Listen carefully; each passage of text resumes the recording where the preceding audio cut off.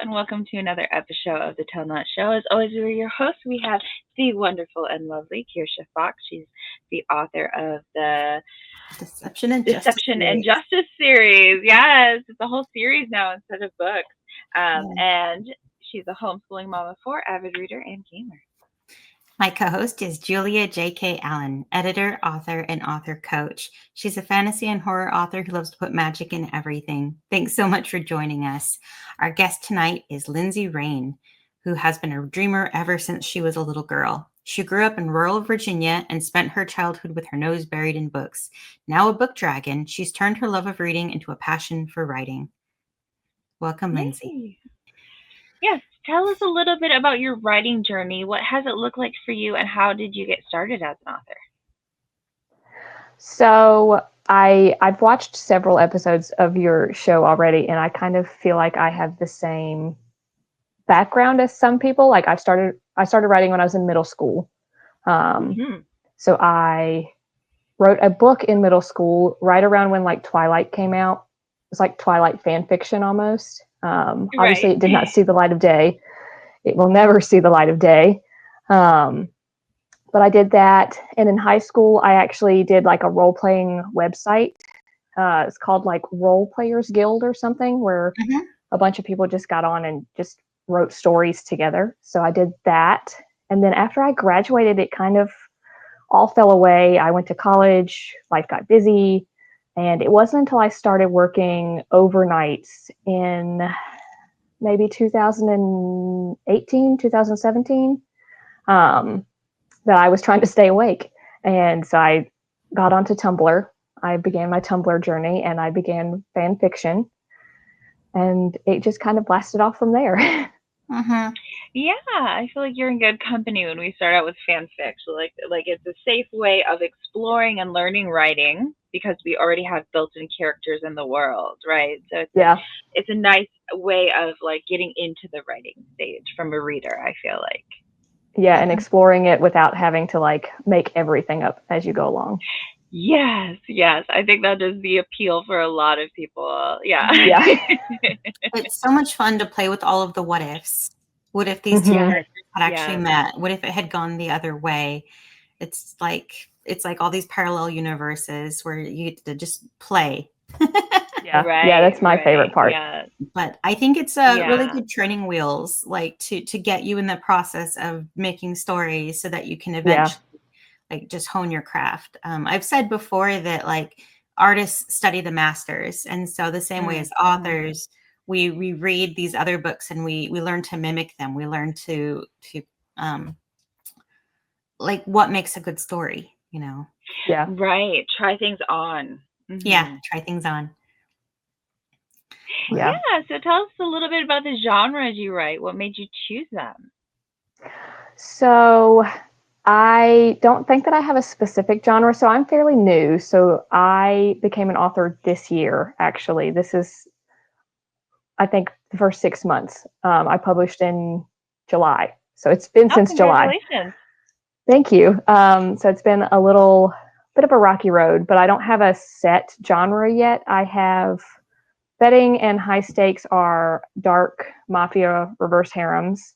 I have a contemporary work in progress. I am about to release a Christmas novella that's paranormal and shifters. That actually comes out tomorrow. So I think that I have my tagline at this point, with my last name being Rain, is I'm just reigning in chaos at this point because it's just everywhere. I have a little bit of every genre, I think. Yeah, no, we love that. As long as there's a little bit of spice or romance in there, is that generally what you do? Okay. Yeah, it's always spicy, and it'll always have a happily ever after, because that's a trigger for me. I cannot read a book if it does not have a happily ever after. I know what you mean. I know what you mean. I have read books where they didn't have a happily ever after, but at the end there's sort of this bereftness of like, what was the point of it all? Right. Yeah. Without a happy, cozy wrap up. Right. Yeah. Just, it's a very defeating feeling, honestly, a lot of the times. Yeah. Unless you need a good cry, then you can probably find like a really sad one. Right. Oh my God, those are therapeutic, right? Just the Yep. ugly sob when you're reading. Yeah, just a tub of ice cream, just Yeah. let it happen. Yeah, letting the feelings happen. Yes. Our spouses are looking at us and they're like, "What's wrong with you?" And you're like, "It's so beautiful." Just Yeah. If you Yep. just knew what this book was about. sobbing. Yeah. But we love it. We love it. Yeah. Even though we're Yep. sobbing in our ice cream, we love it. Yeah. Yep. Can you tell us a little bit about your writing process? Like, how do you go from idea to finished draft? So I have determined that I'm a plotzer. So it's a mixture between a plotter and a pantser. I do a very mild outline. And by mild, I mean I have a sheet of notebook paper and it just says chapter 1. And then it has like shorthand of what I want to accomplish in that chapter. Yeah. And then I do that for all of the chapters. And then I basically just give it to my characters and say, here, make a storyline. And that's just how it goes. So how do you get to know your characters? So they are really annoying voices that live in my head all the time. I had my characters for betting and high stakes. I think that I developed them in 2022. They just kind of started popping up and they came to me and I was just kind of like, oh, okay, well, I'm never going to do anything with you. So you're just going to live in the back of my head and be fine. And then I got a wild hair and got brave and was like, you know what? I think that I'm going to let you breathe and do what you want to do. And so they talk to me sometimes. Sometimes they ignore me. When I have writer's block, they just kind of go away and don't come back for a while. But I spend a lot of time on Pinterest. I make mood boards. Oh yeah. To try and feel like what they look like and kind of like their personalities on a page, and then kind of go from there. Okay. Yeah. I think that's the funnest part of writing is getting to know our characters and the discovering the story in the beginning is kind of my favorite part. Yeah. You're like, oh, you have a cousin? I didn't know that. Just right. Tell me more. Yeah. Yep. It's so funny how their story unravels just underneath our fingers as we're going. Yeah, it's crazy. You have a joyful feeling when you're in the zone and they're talking and you're listening and it's just coming out. Like that's just like one of the best feeling ever. Yeah. So for you, what is the most important part of writing? I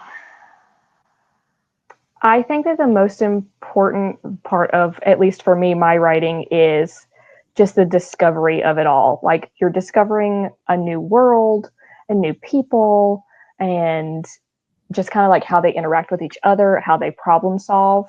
And to me, it's just crazy with that giant discovery almost all at one time, because it's just kind of, for me, it just like pops into my head at one point and then I just have a story to go with. So I think that that's it for me. Just discovery, all of the new things, discovering myself and how I can handle and do things that I never thought that I could. Such a good answer. Let's see. Do you have a favorite author and what is something you feel they do best? I am torn between two. They're both similar. So I love January Rain because she is a paranormal kind of dark romance. She helped me a lot when I first started. I was in her inbox all the time, asking her all these random questions about character development and publishing. And I think that she does paranormal really well. And adding like some comedy in with her stuff. She has a really nice series that I comfort read a lot. She's still writing it, so it's not finished, but I'll go back to that every once in a while and just kind of settle down under a blanket and read that. The second one is Aiden Pierce, who also helped me a lot when I first started, also paranormal. I kind of have a theme. I like dark romance and paranormal. But she also does a lot of banter in her in her works, and I really love reading her banter. Oh yeah, in a romance story, banter can be a very chef's kiss. Yeah. Yeah, and it's great. Yeah, and humor, just like when it just hits just the right way, like it's so good. I love people who can actually be funny, especially in And do it well. So Oh, hard. you'll have to share tips because I was just talking about this today in my writing group on Discord. Somebody was saying like he really wishes he could be better about humor and writing humor, but he was trying to break it down because it's not an easy thing to do to write humor. Yeah. Do you have any I tend to go to I tend to go to sarcastic humor. So I have a very dark and twisted sense of humor. I work in the medical field, so you kind of have to you have survive to in the medical survive. field. Yep. So mine's kind of dark. I think that I struggle at like witty ha moments, and mine is just kind of like sarcastic dark.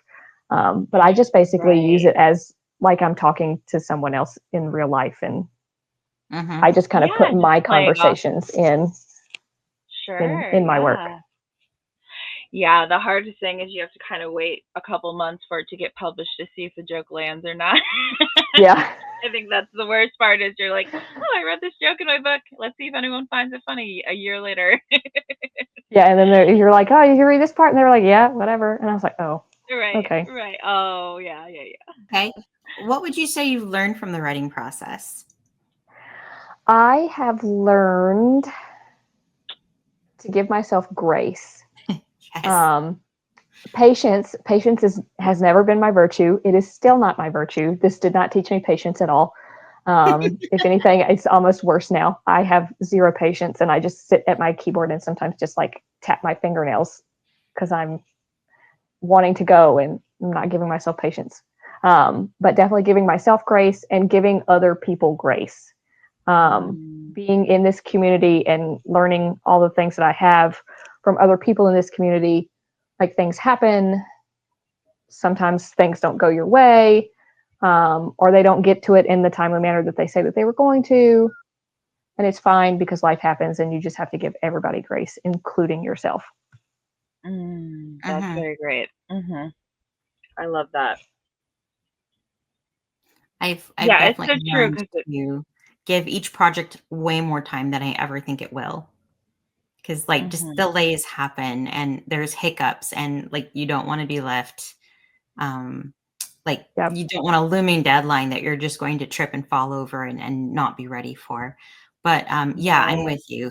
Patience is so hard, and it's really tricky when the publishing industry itself is sort of slow moving. Yeah, it's very slow moving.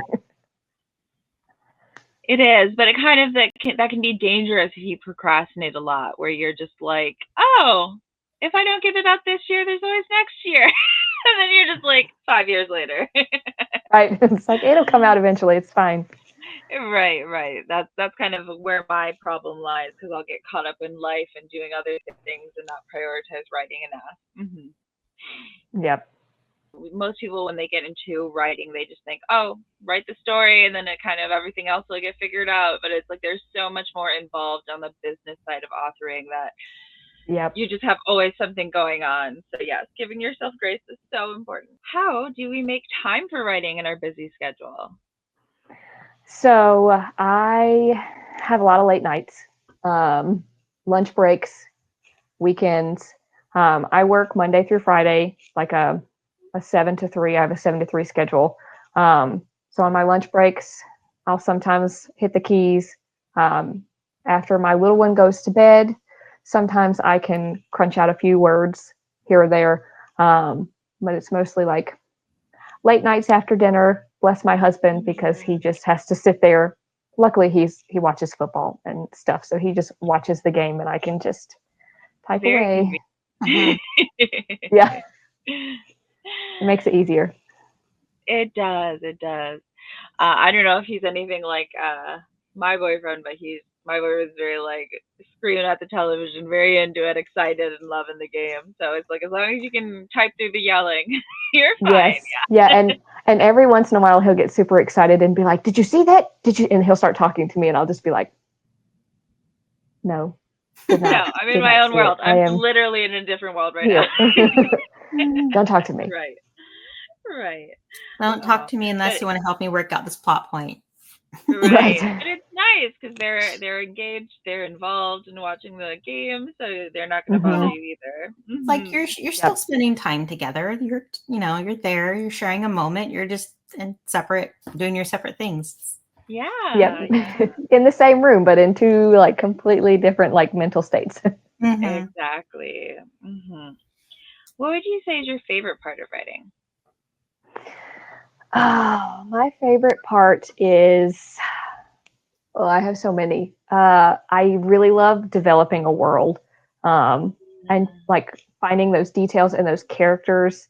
I didn't get to do that a whole lot with betting and high stakes because it was contemporary. They were real people. It was a real, not real city. It's kind of loosely based off of Vegas, but I never really gave Okay. it a name. But the one that I'm working on now is like a Star Wars meets Hallmark kind of Christmas feel. So Oh. everything is just I am just making it up as I go along. The names have like 12 different letters and symbols in it, and they're spaceships. So I just really enjoy creating something completely off the wall. Yeah, it sounds fabulous actually. Yeah, world building can be a lot of fun. Yes, I Yeah, it's write definitely. fantasy for that reason. It's so much fun Yeah. to create a world, create a society, create the currency. How many days do they have Right. in their week? What are their culture? What are their customs? It's a lot of fun. Yeah. It is. It is. Not the easiest thing, but a lot of fun. Mhm. Yeah. Lots of words. Takes lots of words. Do you have a least favorite part of writing? I do, and I joke about this all the time. I hate blurbs. The Oh, little yes. blurb at the Yes. back of the book. I hate them so much. It is my least favorite thing to do. Yes, we just had somebody who was lamenting the blurb on a previous show. Yes, and it was just like I think that is the one thing that we all agree on that we hate universally is that Mhm. you spend 250 or more pages writing a story and you got to get it down to 200 words and it Yeah, is and not it's like, easy. yeah, I hate it so much. I did it, and I have done it 3 times now, and each Right. time it's still I don't like it any better. Mhm. No, it's a lot of Kirsha and I pass it around among our writer friends and being like, oh, what do you think of this? What would you do to it? And that can be helpful to like recruit people to look over it for you. I always feel Yeah. like it's one of those things where like it's good enough, like for Right, the blurb. Mhm. right. But it's Just so read the story; easy, it's fine. yeah, to agonize over it. You're like, hmm will someone read this and want to read my book? And like, does it do a good job of catching attention without spoiling, without being just a synopsis? Like, Right. you know, Yep. I can see where some authors like, or what some publishing houses like, don't even bother with the blurb. They just have a whole bunch of quotes on hmm the back saying, amazing, it's good. Right. Like, it's all Yeah. just quotes and Yeah, they're just quotes recommendations. now. They don't even do them anymore because I think, yeah, it's universally despised. Yeah. They're like, Writing the blurb. people are just going to pick it up, look at the cover, and just be like, "Oh, that looks cool." And at that point, that's Yeah, just what they good do. enough, right? Would you say that you have any strong influences on your writing? I don't think that I have any like super strong influences. I know I pull a lot from like things that I read and movies and just like life experiences. Mm-hmm. And by life experiences, sometimes I mean like driving to the grocery store. And I just like see something out the window and I'm like, oh, huh, that's kind of cool. I like to joke that my ADHD brain just kind of like is one of those like sticky hands that you had when you were a kid and you would just like fling it and it would stick to something. Yes. That's just kind of how my brain is. And then when I see something, it's just like, floop, I want that. And then And it's always like the that's most just, random weird stuff. And it's a seed that just blooms into something that you never would have guessed was there, but now it is. yeah, Yes, yeah. Like this, kind of the magical. fantasy thing that I'm writing came about because I passed a car dealership, and I was explaining to my son what a car dealership was. And I was like, oh, it's a place, they deal cars. And so I was like, oh, what if they had a ship dealership and they sell spaceships? And that's how this whole thing happened. Oh, okay. Yeah, it's kind of magical how those connections work in our brains. Yep. So just the sticky hand. Story. Yeah. So we talked a little bit, you had mentioned before, like your characters sometimes get a little stubborn and stop talking to you. How do you usually deal with writer's block when you get it? So I put them in timeout. And I basically just like shut my laptop and I just like put it to the side and I give myself like a week. I won't even open the document. I just am like, all right, that's fine. They're like toddlers. Like, all right, you don't want to talk to me? That's fine. I won't talk to you either. And just kind of like shut it and put it away. I will also try and read, like if I'm writing a specific like genre, like with my mafia stuff, I tried to read a lot of like mafia-esque books while I was having my characters in timeout to kind of try and unblock the blockage. And then TV, lots of TV. No, that is brilliant because a lot of times we got to think about like why we have the writer's block. Are we burned out? Are we pushing ourselves too much? So taking that intentional rest from it, very effective. But then I also love refilling the creativity as well, right? That creative well, if it's dry, we're not going to be able to write either. So just consuming stories and watching TV and media and stuff like that. I think that's a great two-pronged strategy to like tackling writer's block. Yeah, just hit them with the old 1-2 punch. Right, get that combo in. I love it. Yeah. What would you say has been your most significant writing victory so far? So I think that my biggest writing victory was I published 2 full-length novels in 3 months. Being like a first-time author. They weren't very long, like they weren't 400-page novels or anything like that. So it wasn't huge, but that's a victory, man. But that's it for me right now. And to tack on to that, I'm hoping by the end of 2024, I'll have the 2 full-length ones published and 2 novellas. So that's 4 in like 6 months. Congratulations. That's quite an accomplishment. Yeah, that's amazing. I know it takes a long time for me to write, so I'm very impressed with 4. Yeah, it helps that they're short. Right. But still, quite an accomplishment for sure. I think that a lot of people will sit there and tell you, like anyone who writes will know. You mentioned that you're a writer to someone, and everyone's always like, "Oh, I've got a story in me. I got a book to publish and all that stuff." But it's very hard to actually sit down and get the words out, right? Everyone has stories in their head, but like getting it into the world is quite an accomplishment. So yeah, wonderful that you did that 4 times. Yeah. Thank you. Yeah, it was fun. It was definitely a learning curve. Right. I can imagine. Yes, everything is always like we say, if you're indie publishing, time or money, time to figure it out or money to pay someone else who already does it, right? But that can be adding on time for people as like learning to format, learning all the ins and outs of that, and doing each stage of the process, right? Oh my God, what a nightmare, right? Really fun things that we all love that isn't just writing. Yeah, I saw your like face fall as you remembered what formatting was like, But yes. Yes. So my favorite question to ask people is, what is writing advice that you hate? So either you feel it's just too broad of a brushstroke, or you just not for you.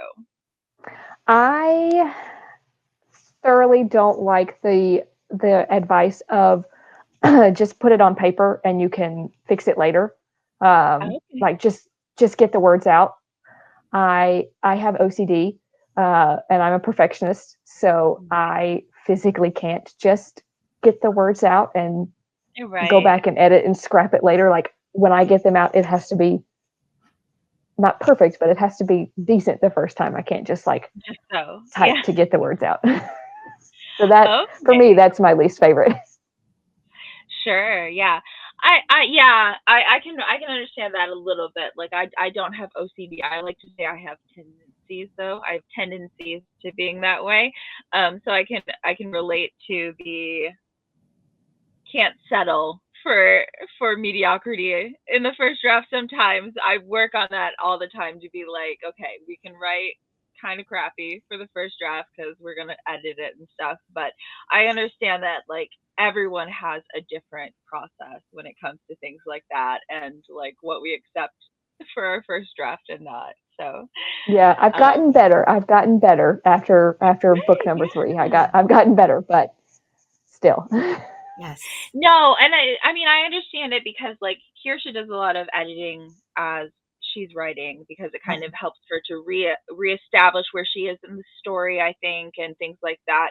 I personally can't because I don't switch very well back to creative mode after editing, but it works really well for Kirsha to do that because I love her stories so much.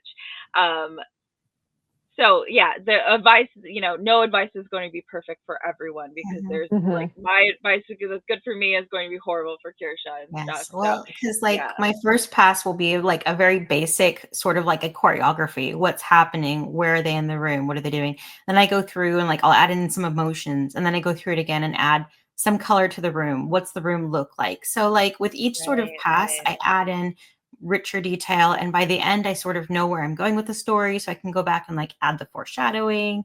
And so Hmm.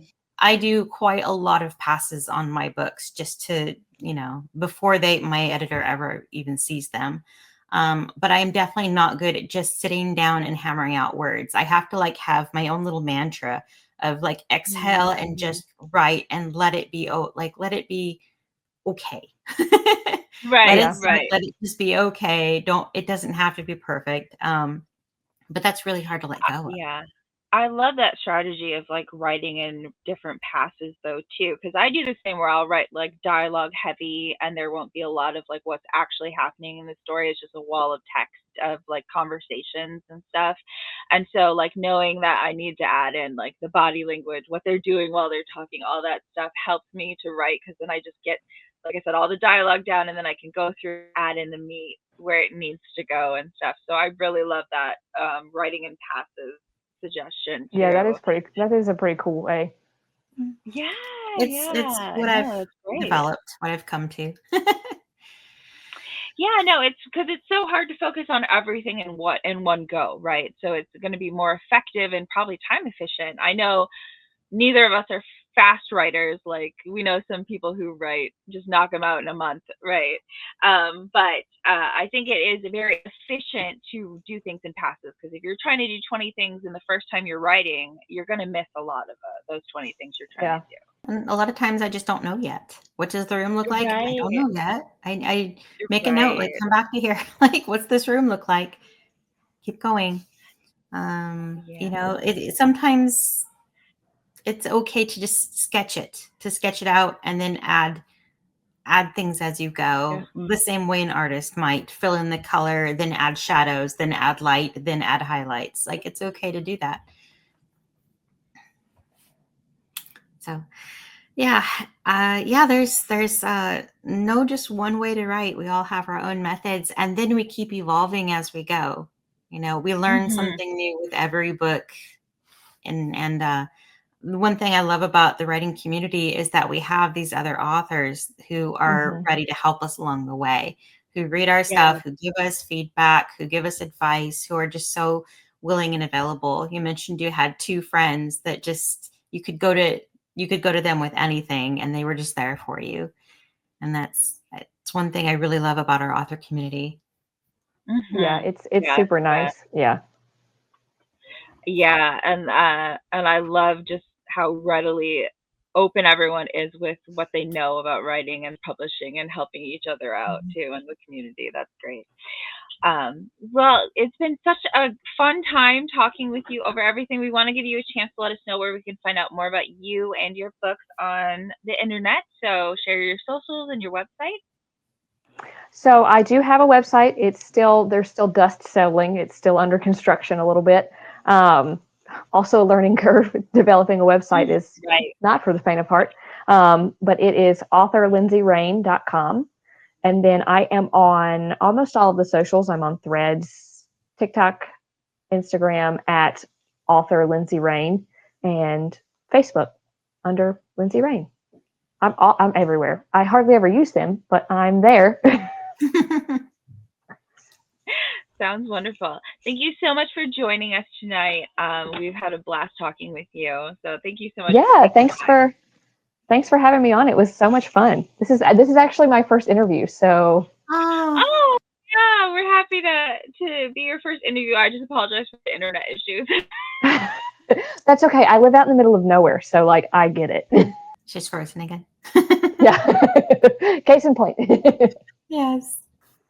Well, again, thank you so much for being on our show. I'm so glad we got to be your first interview, and can't wait to see what happens with your next 2 books.